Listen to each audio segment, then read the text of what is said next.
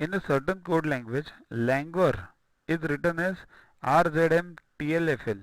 Certain is written as NVIGZRC. How will be the alphabet word be written in the code language? Important part. First interchange first and the last letters of the given word. L is replaced over here, R over here.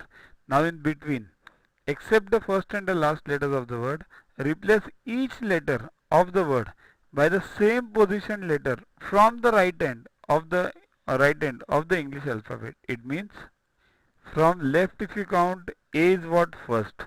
So replace first from right Z. Here Z is over here.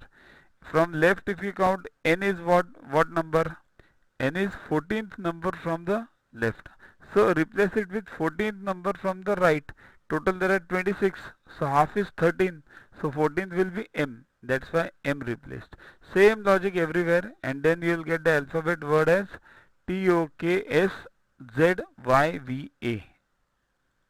In exam, don't go on solving each and every alphabet. Once you get a hint and go on checking the answers. Once you get the hint, you'll definitely get it within one or